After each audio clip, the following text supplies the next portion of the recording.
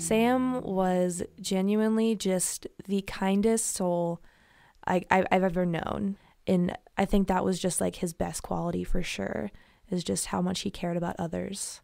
Sam was a really good friend, and he was someone that I could always convince to show up and be in a video or play music with, or just generally be stupid with and have a lot of fun. Everybody loved Sam. He was easy to be around. He loved to include everybody, and he was just fun. He got excited about everything. We'd always kind of get into some sort of little mischief, but nobody would have ever suspected that any of the ideas that we got into were Sam's ideas. I really don't know many people who are as incredible as he was. He just was admired by so many. Everybody wanted to be Sam, but Sam.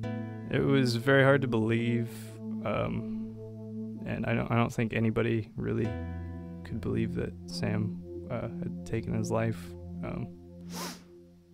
I was completely shocked and just heartbroken. My initial feeling was relief for him that he was no longer suffering. You know, if you can ever imagine hugging your child when they're cold, it's not anything you ever really want to experience. This episode of In the Shadows was brought to you by Smooth Transitions of Southwest Missouri. Visit smoothtransitionsswmo.com.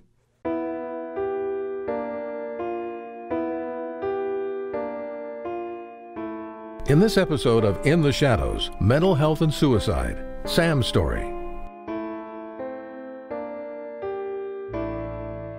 Welcome to In the Shadows, where we shed light on difficult issues right here in the Ozarks. I'm Patty Lemons. The word suicide. It's a tough word, and it brings a sense of hopelessness and despair. It's a word that's really hard for all of us to understand, and it can be even more difficult to talk about. You know, I'm a mom, I'm a grandma too, and I live in Springfield, Missouri. And I just keep hearing more and more about suicides in our community, and more about mental health and depression among our peers and in my friends and my family. And I just wanted to research the topic and learn more about it, because frankly, it is just really, really scary. So that's why I decided to do this podcast, so that we can all learn together and I can ask those difficult questions and maybe we can work toward a solution. My daughters grew up with Sam Holmes. They went to elementary school together at Field and then on to Pershing Middle School and Glendale High School. And they didn't run in the same group or anything like that, but I would always run into his parents at school parties and graduations and skating parties and that kind of thing.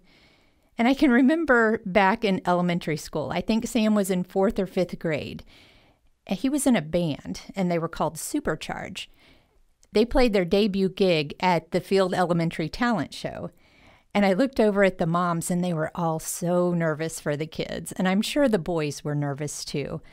But when they started playing, the kids just erupted with excitement. They had a real live rock band there at their elementary school, and they were on their feet and clapping and yelling, and it was really, really fun to witness. And they were actually really good. And I have a clip of one of their earlier songs that I'll play for you.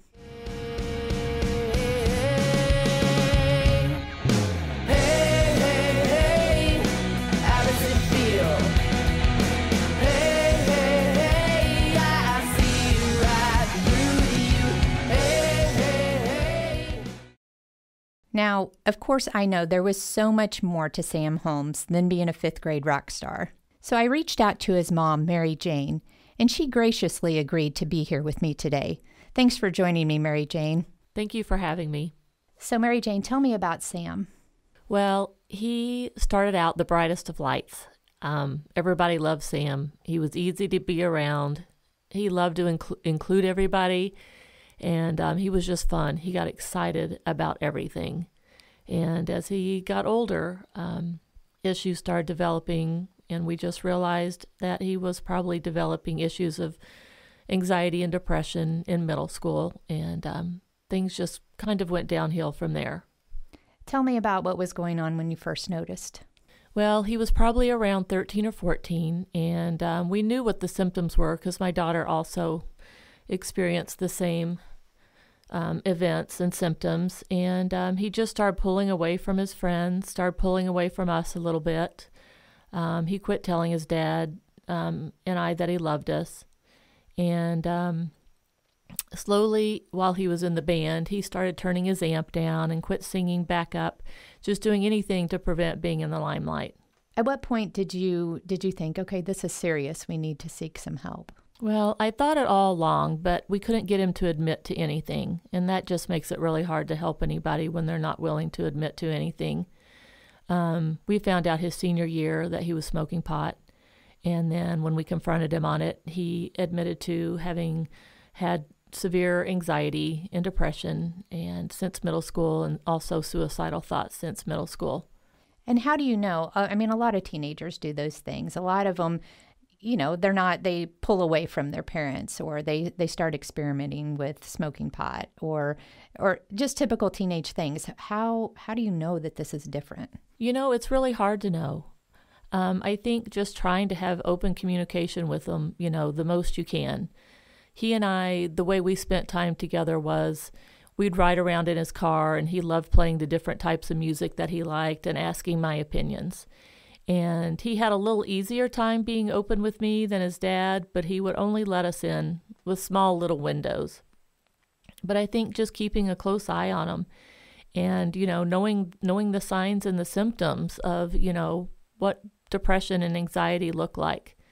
We just knew that something was seriously wrong just because our daughter had the same experiences and what we had experienced with her through the years. So you said in high school, that's when you had a talk, and he admitted that he had been smoking pot, and said that he had had suicidal thoughts. What then? Well, we took things very seriously, and we began the fight to save his life.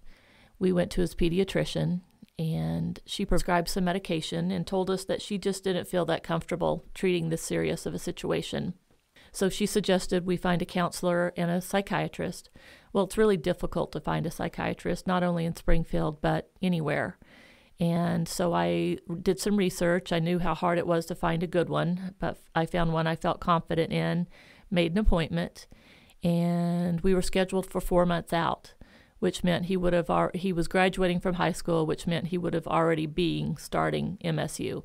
We did try 3 different counselors, finally ended up with the one that his sister went to, and but I don't know how open he was with them. He just was he kept his cards close and always did. So then we found out, then later when I called to confirm his appointment with the psychiatrist, I found it had been mistakenly made for St. Louis. So literally we were back to square one and panicking. I have to tell you, we were panicking. So what did you do then? Well, we just tried to continue with the counseling. He really wanted to go to MSU. He was on the golf team. So we just did the best we could to support him. And we made our appointment with the psychiatrist and just were hoping, we were really hoping to have him in better shape before he got there. And it was a really stressful event for him because he was going to have to live at the dorm with 3 other guys. And he was going to have a very rigorous schedule being on the golf team. You had practice, you had study hall, you had to, if you made the tournament, then you had to travel and miss school. They had to do volunteer work. So he was already overwhelmed, and we knew this was probably going to overwhelm him quite a bit, but he was adamant about going. Tell me the experience that you had when you sought help at a professional facility. Well, his freshman year of college, he came to us, I think it was like mid-October, and said that he no longer wanted to live. So we didn't know what to do. We contacted a friend that was a psychologist, and she said we needed to take him to the emergency room. So we took him to the emergency room. My husband and I signed him in. We signed in as the payers. And a gentleman walked in from the business department and walked right up to my son as my husband and I were standing there and asked him how he was going to pay this $3,000 bill. He already felt guilty enough, that he was a burden. He always saw himself as a burden.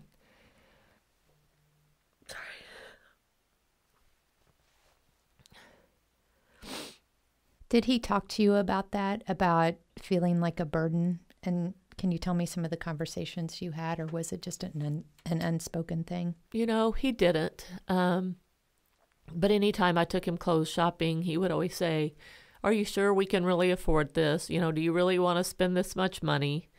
And he told us, he didn't want to be a burden anymore in his suicide note. So let's back up a little bit. College, how was that for him? Well, college was probably pretty stressful for him, and he was very anxious. I remember taking him to the dorm room. He didn't smile very much, and we went to buy some extra supplies, and he didn't really want anything, and he didn't know who his roommate was going to be because he went potluck. I do know he had some fun. I've seen the pictures and I've seen the videos, and he fell in love for the first time. But I do know a lot of it caused him a lot of stress. Were you worried about him at that point, or did you feel like he's doing a little bit better? No, I was very, very worried. I just kept waiting for the shoe to drop. And I, talked to him and just said, that we will do anything we can help. The athletic department was absolutely, positively amazing. They helped him in any way they could, especially after he got out of the hospital. He was adamant about going back to school, and they did everything in their power to make sure he had the right amount of hours, that he could stay on the golf team, and that he felt supported and knew that he could come to them for anything. I was really impressed. And Clifton Smart was very supportive also, the president of the university. So we just felt the love and the support from everybody. What in the world is that like, to live through that? Just knowing at any point you could get a phone call. You're that scared. Tell us what that's like. When you know you can get the phone call at any time, you can react two ways. And my way is staying too busy so I don't have to think about it too much. But I'm also one that jumps into action and tries to take over the problem, solve the problem. I'm a social worker, and that's just my mentality. It's always been my life mentality. And it's really hard when they won't open up to you and talk to you because you really don't know what to do. It's overwhelming. So my next question, and you don't have to talk about this at all if you don't want, but March 17th, can you tell me what you remember about that day? I was at work, and I remember my husband pulling up at the job site where I was, and I thought that was odd, and then I saw our pastor get out of the car, and I knew exactly what had happened. And unless you've been through something like this before, you're not going to understand my next statement. But my initial feeling was relief. Relief for him that he was no longer suffering, and relief for me of watching him suffer.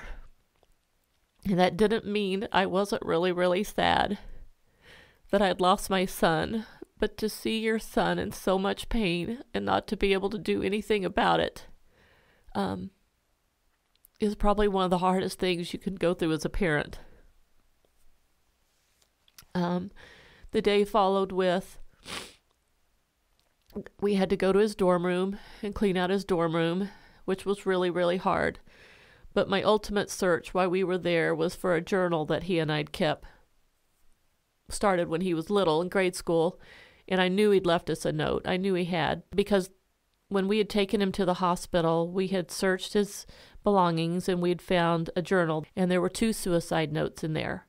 And so I don't know if he ever attempted suicide before, or if he just got to the point where he was wrote the letter but maybe didn't have a plan, or maybe had a plan but just didn't follow through. So we found the journal, and it was written in the last page of his journal. It didn't explain a whole lot, and it was really hard to read because you just saw how much pain he was in and how he did feel like such a burden. And it was the first time I had heard him say he loved me since middle school.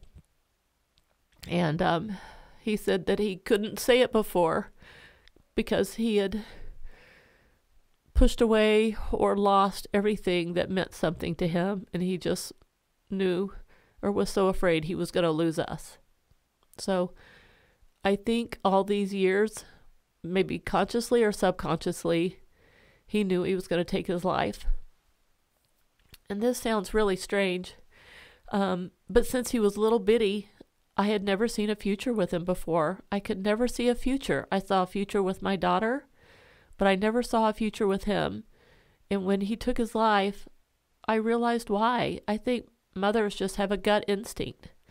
And it wasn't ever that I thought he was going to take his life. I never thought about that through the years. I just never really thought about why I didn't see a future with him. I just knew I didn't. In the days and weeks following that, you're surrounded by people who are grieving, and you're grieving yourself. And this is such a huge loss. What was that like? Well, to go back to the day that we lost him, I have to say, it was a day filled with support and love. After we cleaned out his dorm room, we really, really wanted to see him. And we were told by the police that that probably wasn't something we wanted to do, but I was adamant about it anyway. So we were told we couldn't see him till 5 o'clock that night. So we went home and started making the phone calls to family and friends. And were you hysterical at this point? No, you're just in shock. Or I was just in shock.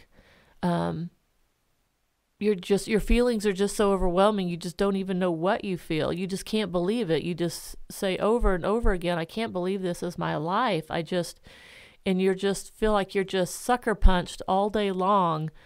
Just that thought will come into your mind. My son's gone. My son's gone. But probably the hardest person we had to tell, and we didn't tell him in person, we called his dad, was his best friend. And they'd been best friends since middle school. Then later that day, we went to the site. We really wanted to see the site where he took his life. And something just magical happened in a sense. Gentleman, as we were sitting there, it was out in the country, this gentleman pulled up. He stopped his our and he sat in his car for a while. So we walked over to it, and he got out of his car, and we said, did you see our son here did you see our son's car here this morning? And he shook his head yes. And we said, do you know what happened? And he shook his head no. And we explained to him what happened, and he just came over and gave us the biggest hug and started crying. And he said he lost his son to suicide on a country road. So he said, come down. My wife is just beside herself, not knowing what's gone on, but she knew that there was hurting parents out there and that she would really want to talk to us. So we went down to their house, and they gave us a glass of wine, and we just sat and talked, and they just assured us that we were going to be okay, that we would survive this. They had lost their son, I believe it was 5 years before that. Then after that, we went to the funeral home, and they rolled him out, and he looked absolutely perfect and beautiful. I felt so fortunate that I was able to see him, for a last time, and that he did look good. It was good to hug him and to kiss him, but it just, if you can ever imagine hugging your child when they're cold, it's not anything you ever really want to experience. How has this experience changed you? I tell you, it changes everything about you. From every decision that you make to whether it's work or it's family or it's friends. I used to be a really, really social person. I really don't spend much time with people anymore. I spend a lot of time alone or with my husband or at the park with my dog. The thought of going into social situations is so overwhelming. It's just not something I really do. I used to have, I've always had anxiety. I had depression before that, but I beat the depression, and I was very, very fearful that would come back, but it hasn't come back. But the anxiety is probably back twofold. Anytime there's any type of issue or anything that catches me off guard, I feel like I just freeze up and just almost can't react or can't think. And that's really, really frustrating. So having gone through that, you could empathize with Sam. I can definitely empathize with Sam. I struggled with mental illness as long as I can remember. I've had depression as long as I can remember. As a child, I wasn't sure what was wrong with me. I knew something was wrong with me, and my mom was pretty open about her depression, but what she described wasn't anything what I experienced. And I don't know why I didn't speak out more and ask. It just was really hard to explain exactly what was wrong. And but I knew something was wrong. And as I got older, I just read a lot, and I think that's the reason I went into social work, was maybe to help figure out what was wrong with me, but I also wanted to help other people. And then anxiety moved in later in life, and it is overwhelming. And I talked to many friends, I talked to counselors, I reached out for help, and I can't imagine having gone through that all by myself. How has your support system been?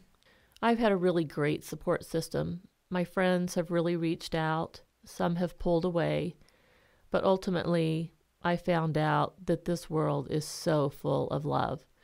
People that I don't even know still text me weekly to tell me they love me and that I matter and that Sia mattered. And I just can't believe that. And my sister has probably been one of my main supports, along with Sam's best friend, Tristan. They really, really helped us through the first year, and also his cousins and my brother-in-law. They've all just been amazing. And it's just, some of my friends knew Sam better than others, and, they can call and tell me stories. And I think my other friends that didn't know Sam as well don't really know what to say. They want to talk about Sam, but they don't know what to say about Sam. And yeah, tell me about that. I think a lot of people feel like they don't want to bring his name up because they don't want to remind you, as if you're not thinking about him every single day anyway. So what do you tell people to say to you, or to say to anybody who's dealt with this? Well, I tell them, please mention his name.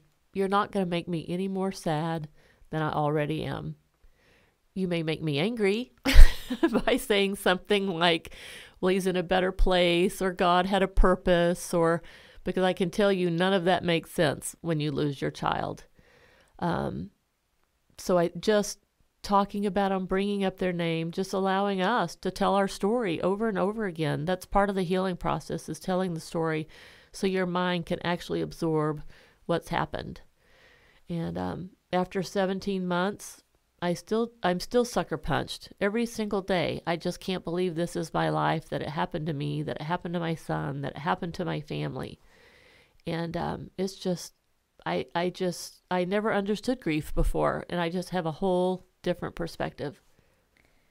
As parents, what do you feel like we need to be watching out for? I think you just need to watch for drastic changes in your child. That's what I saw in my kids.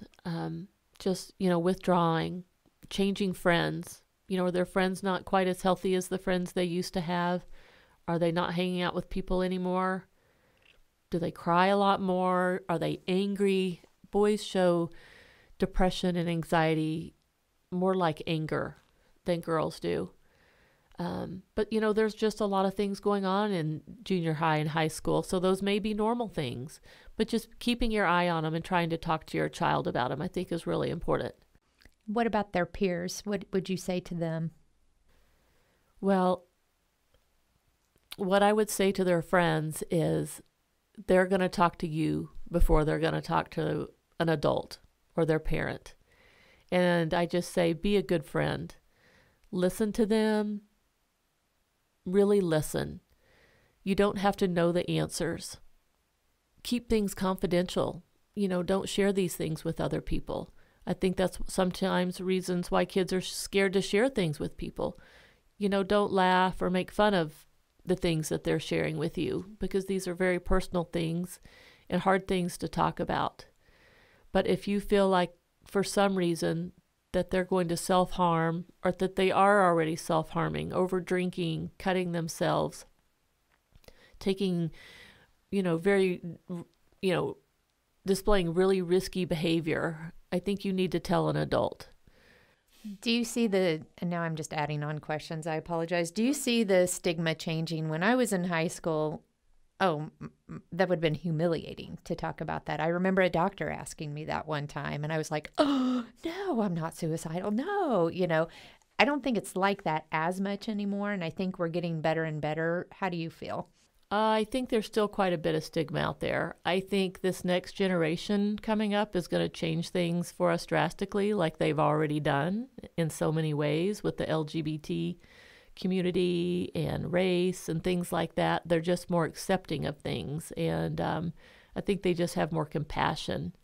So I'm just really excited to see, what this generation coming up is going to do about mental illness. They struggle more than any other generation, so big changes have to happen. What do you want the world to know about Sam?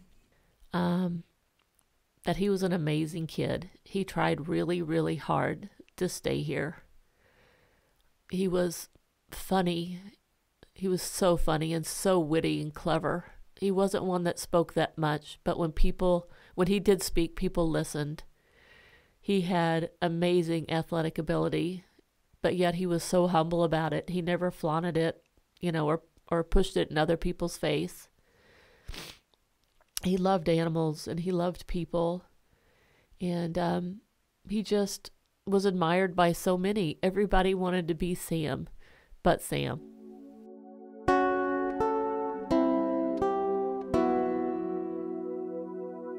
Thank you for listening today. Don't forget to catch part 2 of Sam's story, where we'll speak with Sam's girlfriend, Michaela. Every day I'm thinking about him, and that's not it's a good thing. I'm really glad that I met him and was able to spend 6 months with him, because he really was just genuinely incredible person. We'll continue our discussion with Mary Jane and learn what she's doing to honor Sam and find out how you can get involved. You'll also learn about available resources in our community. This episode was brought to you by Smooth Transitions of Southwest Missouri. In the Shadows is currently looking for sponsors to keep this project going. Please visit intheshadowspod.com for more information and to subscribe to this podcast series. You can also subscribe on iTunes or Google Play. Help us educate and change the statistics in our community by sharing this podcast on social media.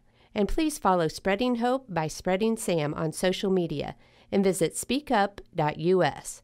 If you need immediate help, please call the National Suicide Prevention Hotline at 1-800-273-8255. Or you can text the Crisis Helpline at 741-741. In Springfield, Missouri, you can also send a text to Dr. Mike Ferguson, psychologist and mental health coach, at 417-501-9622. And one final note, please remember to be kind to everyone. We don't know what challenges others are facing on any given day, and a smile from you could turn their world around. Are you okay? Can I come sit next to you?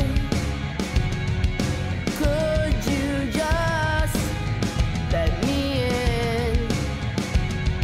I wanna say hey, brighten up your day. Hey, hey, hey, how does it feel? Hey, hey, hey, I see right through you.